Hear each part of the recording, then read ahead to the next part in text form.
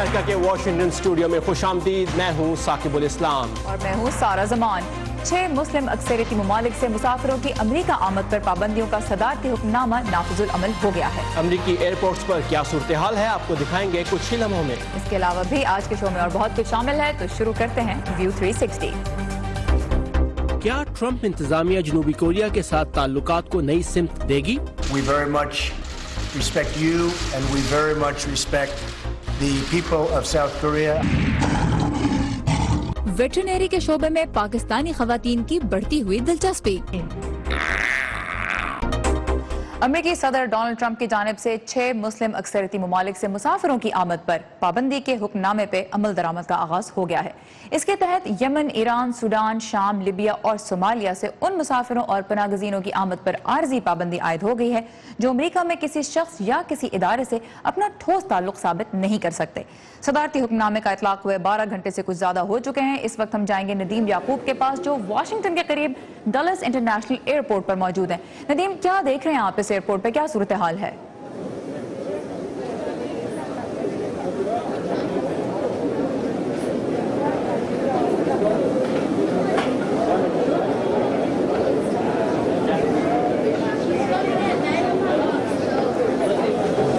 मेरे ख्याल में नदीम तक हमारी आवाज पहुंच नहीं रही। मैं अराइवल जो लाउंज है वहाँ पर हूँ, इंटरनेशनल अराइवल पे, और मैं देख सकता हूँ कि यहाँ पर जो मामूल के मुताबिक मुसाफिर हैं वो आ रहे हैं, लेकिन चूंकि जैसे आपने कहा 12 घंटे हो गए हैं इस बैन को लिफ्ट हुए, तो काफ़ी हद तक एक नॉर्मल सी जो है वो आ गई है।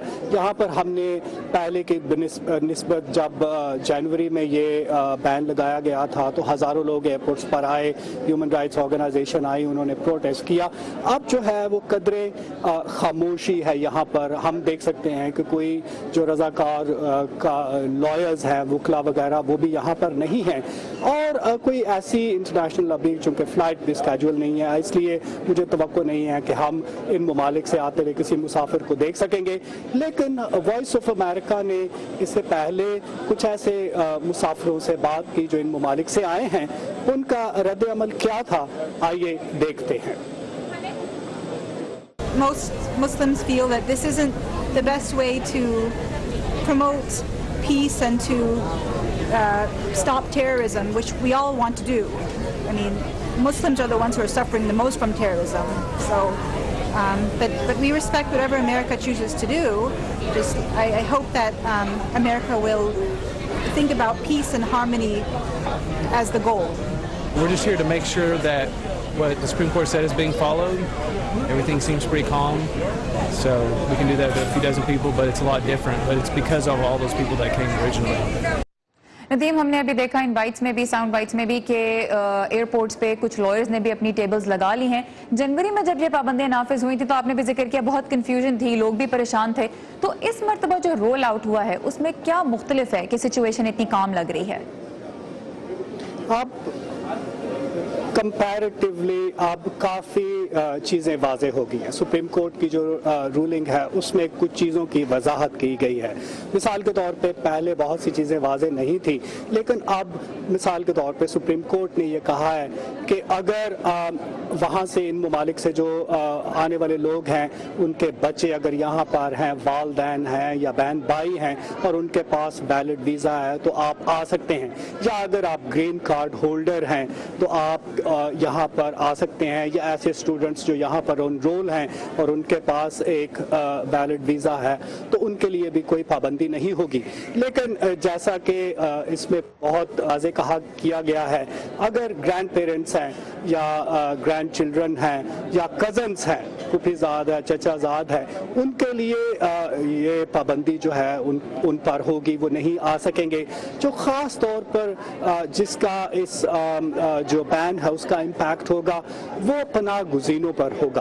पहले ऐसी ऑर्गेनाइजेशन इन ममालिक से जो रेफ्यूजीज आते थे उनके लिए ऑर्गेनाइजेशन यहाँ पर अरेंजमेंट करती थी, उन्हें रिसीव करती थी, अब ऐसा नहीं हो सकेगा। तो जो बहुत ज़्यादा इम्पैक्ट है वो नंबर ऑफ रेफ्यूजीज पर होगा जो इस मुल्क में नहीं आ सकेंगे। जी। और नदीम, हमने ये भी देखा कि पिछले 12 घंटों के दौरान कुछ थोड़े बहुत मुजाहरे भी हुए हैं, तो अब क्या कानूनी मराहिल हैं जिनसे हुकूमत को गुजरना हो सकता है इन पाबंदियों के हवाले से?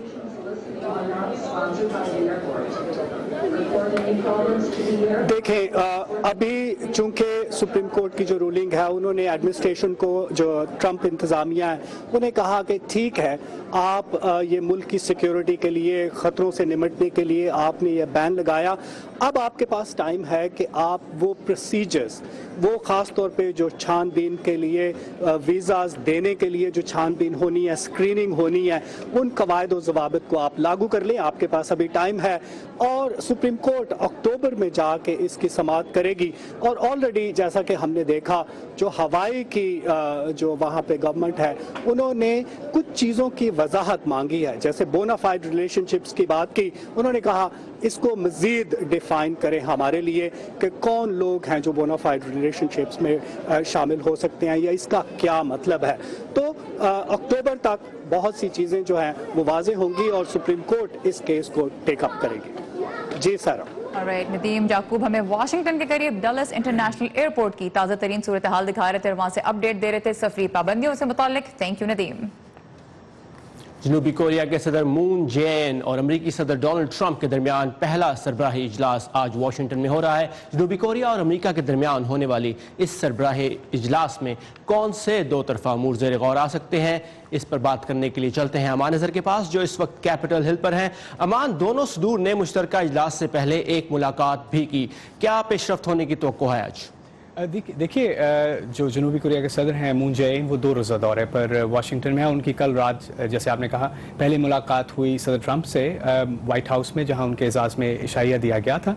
ये मुलाकात इसलिए भी ज़रूरी थी क्योंकि दोनों सदूर के दरमियान ये पहली बिलमुशाफा मुलाकात थी, वो भी एक ऐसे वक्त में जबकि जनूबी कोरिया और अमेरिका के इत्तेहादी ममालिक शुमाली कोरिया के साथ ताल्लुकात नहायत कशीदा हैं और इस सरबराही इजलास का ये एक टॉप एजेंडा आइटम भी है। इसके अलावा कल उनकी सदर मून कैपिटल हिल भी आए, जहां उनकी कांग्रेसी रहनुमाओं से मुलाकात हुई, जिसमें उन्होंने दोनों ममालिक के दरमियान सफारती और इक्तिसादी जो ताल्लुकात हैं उनको मजीद बेहतर करने पर जोर भी दिया। इसके अलावा दीगर कौन से ऐसे मामलात हैं जो कि सरबराही इजलास के हवाले से अहमियत के हामिल हैं, उसके बारे में देखते हैं ये रिपोर्ट। अमेरिका और जनूबी कोरिया की क़यादत अमरीकी तालिब इल्म ऑटो वॉर्मेयर के साथ शुमाली कोरिया में दौरान तहवील रवा रखे जाने वाले सलूक को शुमाली कोरिया के तेजी से आगे बढ़ते जौहरी और बैलिस्टिक मिसाइल प्रोग्राम को रोकने की एक वजह के तौर पर देख रहे हैं। लेकिन दोनों इत्तेहादियों में इस बात पर इत्तफाक नहीं कि ऐसा कैसे किया जाए। अमेरिका ने फौजी ताकत के इस्तेमाल और चीन की जानिब से शुमाली कोरिया पर इक्तिसादी दबाव बढ़ाने पर जोर दिया है, जो कि शुमाली कोरिया का तिजारती शराकतदार है। लेकिन जनूबी कोरिया के तरक्की पसंद रहनुमा फौजी ताकत और पाबंदियों के इस्तेमाल के साथ शुमाली कोरिया से बातचीत जारी रखने के भी हामी हैं। मुझे यकीन है कि किम जोंग उन दर हकीकत अपनी हुकूमत के इक़्तिदार में रहने की गारंटी चाहते हैं। जनूबी कोरिया की तजवीज़ को शायद वाशिंगटन में पसंद ना किया जाए, खुसूसन ऐसे वक्त जब सदर ट्रंप की सख्त की पॉलिसियों को जापान के वज़ीर-ए-आज़म शिंजो आबे की हमायत हासिल है। इस सूरत हाल पर सदर ट्रंप की जानिब से ऐसा रद्द-ए-अमल सामने आ सकता है जिससे ये सवाल उठे कि आखिर जनूबी कोरिया उन तजावीज़ की हमायत करने से क्यों कतरा रहा है जिन पर अमेरिका और जापान में इत्तफाक राय पाया जाता है। इसके अलावा सदर ट्रंप ने अमेरिका और जनूबी कोरिया के माबैन इक्तिसादी मुआहिदे को खत्म करने की धमकी भी दे रखी है, जिसकी मद में पिछले साल का 2 तरफा अमेरिकी तजारती खसारा $27 अरब से ज्यादा था।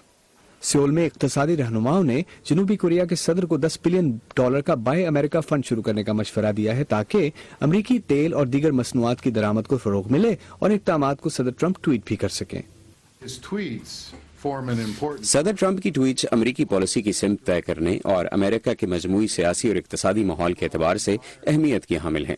इसलिए सदर मून को पेशगी मनसूबाबंदी करना होगी कि वो सदर ट्रंप से किस ट्वीट की तवक्को रखते हैं। तवक्को है सदर मून इस बात पर भी जोर देंगे कि जनूबी कोरियाई कंपनियों जैसे ह्यूंडई ने अमेरिका में फैक्ट्रियां लगाई हैं, जिनसे 45,000 अफराद को मुलाजमत मिली है और अमेरिकी मईशत में $138 अरब की सरमायाकारी हुई है। ब्रायन पैडन के साथ अमान अजहर, उर्दू VOA। जी, इसके अलावा कल ही जनूबी कोरियाई कंपनियों की जानिब से ये ऐलान भी सामने आया है कि वो अमेरिका से शेल गैस खरीदेंगे और अमेरिका में नई फैक्ट्रियां भी लगाएंगे। जी, और अमान, इसके साथ साथ थॉड मिसाइल डिफेंस सिस्टम के मुआहदे पर भी बातचीत होगी, हो सकता है, तो उसके बारे में क्या अपडेट है? जी, यकीनन बातचीत होगी क्योंकि थॉड मिसाइल डिफेंस सिस्टम की जो जनूबी कोरिया में तनसीब है उसका मामला ऐसे लगता है जैसे इल्तवा का शिकार है। उसकी वजह यह है कि सदर मून ने उसकी तनसीब से माहौल पर पड़ने वाले असरात के बारे में एक तहकीक या मुताले का हुक्म दे रखा है, जिसमें 1 साल से ज़ायद का अरसा लग सकता है। अब माहिरीन का ख्याल है कि इसकी 2 वजूहात हो सकती हैं। एक तो ये कि सदर मून शुमाली कोरिया से मुज़ाकरात के हामी हैं बजाय इसके कि फ़ौजी ताकत का मज़ीद इस्तेमाल किया जाए, और दूसरा ये कि इस मिसाइल डिफेंस प्रोग्राम की तनसीब के नतीजे में जो चीन के शुक व शुबहात हैं उनको भी दूर किया जा सके। सो अब इस मसले का फाइनल हल सामने आता क्या है, ये सरबराही इजलास के बाद इसके बारे में पता चल सकेगा। जी साकिर। अमान अजहर हमें अपडेट दे रहे थे कैपिटल हिल से। थैंक यू अमान। और एप्पल आईफोन की 10वीं सालगिरह मना रहा है, तो इस इनकलाबी फोन के बारे में आप हमारी वेबसाइट urdu.voa.com पर फीचर पढ़ सकते हैं। इसके अलावा दुनिया भर से ताज़ा तरीन खबरें और बहुत सी दिलचस्प वीडियोस भी हमारी इस वेबसाइट पर मौजूद हैं। बिल्कुल, और अब देखते हैं वर्ल्ड व्यू, जिसमें शामिल होती हैं दुनिया के मुख्तलिफ हिस्सों में होने वाले कुछ अहम और इंटरेस्टिंग वाक़यात की झलकियां। कहते हैं कि अपने ख्वाबों को पूरा करने के लिए किसी उम्र का इंतजार नहीं करना चाहिए। गैब्रियल जॉर्डन इसकी एक बहुत अच्छी मिसाल है। 9 साल की उम्र में उन्होंने अपना ज्वेलरी बिजनेस शुरू किया। 11 साल की उम्र में वो एक किताब लिख चुकी थी और 12 साल की उम्र में उन्हें अमेरिका भर से तकारीर के दावतनामे मौसूल होना शुरू हो गए। गैब्रियल की कामयाबी और उनके अपने ख्वाब कैसे पूरे किए, उन्हीं से जानते हैं। गैब्रियल जॉर्डन वो कर रही हैं जिसका उन्हें जुनून है, गले, कान और हाथों में पहनने वाली ज्वेलरी डिजाइन करना और बनाना। 16 साल की उम्र में गैब्रियल ने रियासत मैरीलैंड में जेवरात बनाने की एक कंपनी शुरू की।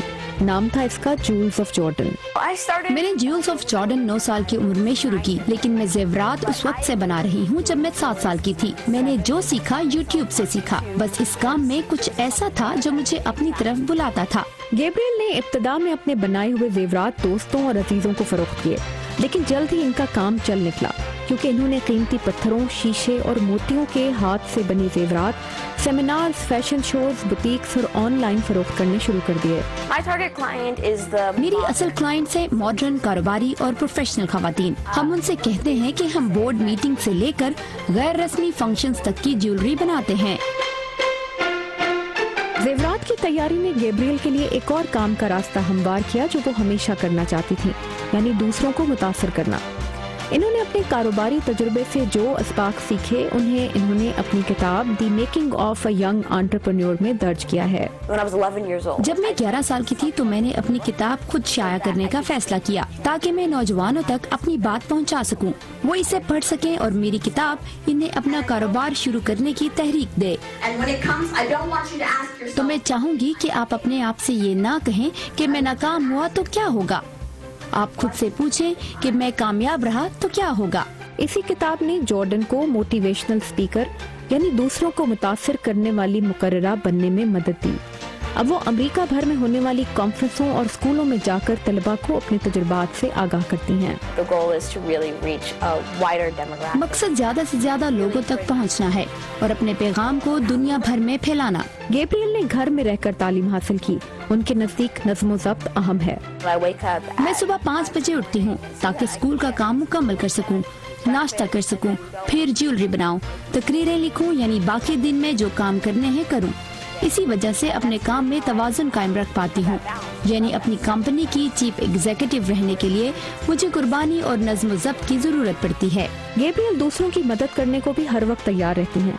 साल के आखिर में ये अपने मुनाफे से अपने पसंदीदा खैराती इदारों का हिस्सा भी निकालती हैं।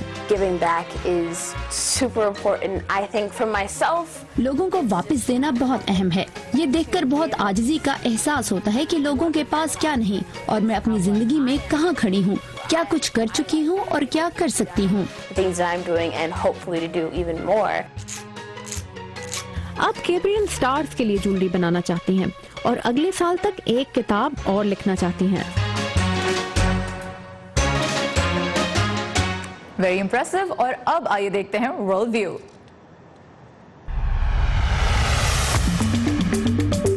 इराकी फौज ने मूसल शहर की तबाहशुदा तारीखी मस्जिद का फिर से कंट्रोल संभाल लिया है, जहां 3 साल कबल दाइश ने खिलाफत का ऐलान किया था। वज़ीर आज़म नूरी अल-इबादी ने कहा है कि मस्जिद मस्मार किए जाना साबित करता है कि दाइश ने बाज़ाब्ता तौर पर अपनी शिकस्त तस्लीम कर ली है। कीमियाई हथियारों की निगरानी करने वाले आलमी इदारे ने तस्दीक की है कि इस साल 4 अप्रैल को असद हुकूमत की जानिब से शाम में किए जाने वाले कीमियाई हमले में सीरिन गैस इस्तेमाल की गई थी। इस हमले में खवातीन और बच्चों समेत 90 अफराद हलाक हो गए थे। अक़वाम मुत्तहिदा ने तस्दीक की है कि ईरानी हुकूमत 2 साल कबल तय पाने वाले जोहरी मुआहिदे की पाबंदी कर रही है। अक़वाम मुत्तहिदा में अमरीकी सफ़ीर निकी हेली ने रिपोर्ट से इत्तफाक न करते हुए कहा है कि ईरान खत्ते में अदम इस्तेहकाम का सबब बन रहा है। अमरीकी रियासत मिज़ूरी में सड़क के दरमियान जमीन धंस जाने से एक गाड़ी गड्ढे में जा गिरी। सिंकहोल सड़क के नीचे पानी का 8 इंच का पाइप फटने के बाइस पैदा हुआ। आमतौर पर समझा जाता है कि खवातीन जानवरों से डरती हैं, लेकिन आज हम आपकी मुलाकात करवा रहे हैं कुछ ऐसी पाकिस्तानी खवातीन से जिन्होंने जानवरों की डॉक्टर बनने का फैसला किया और बहुत कामयाब वेटरनेरियन साबित हो रही हैं। आइए उनसे मिलते हैं।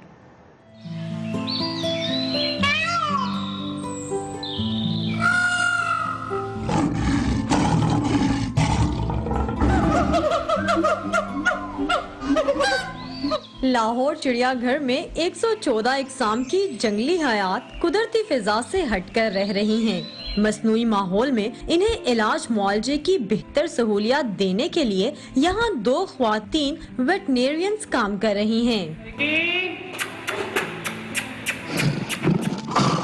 Parents were not in that much favour, तो वो पहले 1 साल डिग्री की माइक्रोबायोलॉजी में एडमिशन लिया, उसके बाद साल बाद ऑटोमेटिकली जो है ना मैंने फ़ीस इधर जमा करा के घर इन्फॉर्म किया, जी मेरा इंटरेस्ट ये था, हो गया। ये है डॉक्टर वर्दा। जानवरों को पहले दोस्त बनाती हैं और फिर उनकी तबीयत में सुस्ती या गैर मामूली तब्दीली का रोजमर्रा बुनियाद पर बेहद बहादुरी से जायजा लेती हैं। डॉक्टर मदीहा प्राइस की अदायगी में डरती हैं, ना ही कतराती हैं और जानवरों की मुश्किल हल करने का जज्बा रखती हैं। एक तो स्टॉक पोजीशन हम लोगों को मेंटेन करनी होती है, दूसरा मेडिसिन रिकॉर्ड हम लोगों को मेंटेन करना होता है और थर्ड जो है हम लोगों को यहाँ पे रूटीन चेकअप करने होते हैं। हरीपुर से ताल्लुक रखने वाली डॉक्टर वर्दा और पाक पतन की डॉक्टर मदीहा इस सफर में अकेली नहीं, बल्कि उनका साथ दे रही हैं university of animal and veterinary sciences की तालिबात। इस यूनिवर्सिटी में तालिबात सिर्फ पढ़ते या प्रैक्टिकल करते ही दिखाई नहीं देती, बल्कि 2 दहाइयों में यहाँ ख्वातीन लेक्चरार, असिस्टेंट प्रोफेसर और चेयरपर्सन के ओहदों पर भी कदम जमा चुकी हैं। हमारे से पहले और हमारे से बाद भी 4 या 5 लड़कियां हर साल आया करती थी उसके अंदर, लेकिन अब आपको ऐसी भी वहाँ पे लड़कियां मिलती हैं एडमिशन लेती हुई, जैसे कनाडा से आई हुई लड़कियां हैं, अमेरिका से भी आ रही हैं। इसी यूनिवर्सिटी में पेट क्लिनिक भी 24 घंटे अपनी खिदमत अंजाम दे रहा है, जहां इलाज करने वाली भी खातून डॉक्टर्स ही हैं। कुछ लड़कियां जो हैं क्लिनिकल प्रैक्टिस में आना चाह रही हैं और ज़्यादा लड़कियों का पिछले 5-7 साल के दौरान जो रुझान है पेट एनिमल प्रैक्टिस में बहुत बढ़ गया है। सरकारी ओहदों के बाद इस शोबे में ज्यादातर आसामियां जानवरों के देही मराकज़ सेहत या निजी फार्म हाउसेज में ही खुलती हैं, जहां लड़कियों का जाना मुश्किल तस्वुर किया जाता है। तभी यूनिवर्सिटी सतह पर हर डिपार्टमेंट में सिर्फ 10 ख्वातीन को कोटा सिस्टम के तहत ही दाखिला मिलता है। बहुत ही इंटरेस्टिंग और सारा वैसे तो इंटरेस्टिंग एंड इम्प्रेसिव बहुत।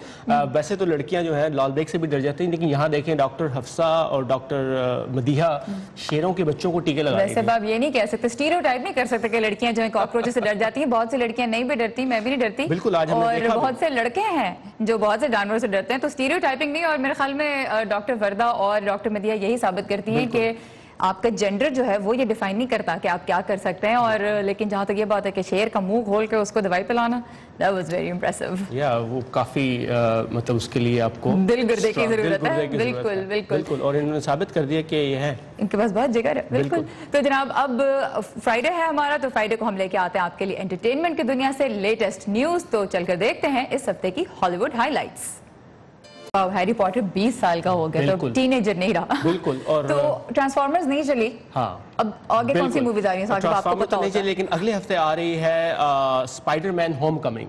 स्पाइडरमैन एक दफा फिर सिल्वर स्क्रीन पर आएंगे, और उससे अगले हफ्ते इस फिल्म का मुझे भी बड़ी बेसब्री से इंतजार है, वो है प्लैनेट ऑफ द एप्स। सो देखना ये होगा कि ऑनेस्टली मैं थक गई हूं प्लैनेट ऑफ द एप्स की सीरीज से, हर कुछ सालों के बाद एक नई मूवी आती है। कहानियां बड़ी अच्छी होती हैं, मुझे तो बहुत इंटरेस्टिंग लगती हैं। So I am definitely waiting for, I am gonna go watch the first day first show. ठीक है, सो साकिब जाके देखेंगे फर्स्ट डे फर्स्ट शो, फिर हम साकिब से ही रिव्यू भी ले लेंगे फिल्म का। मेरा कोई प्लान नहीं है, लेकिन अगर आप में से किसी का है तो stay tune to Aaj news and also to view 360, तो ताकि आपको फिल्म का रिव्यू मिल सके। बिल्कुल, ये था आज का व्यू 360। आपकी फीडबैक का हमें इंतजार रहेगा। इसके लिए आइए हमारे फेसबुक पेज पर, एड्रेस है facebook.com/VOA Urdu।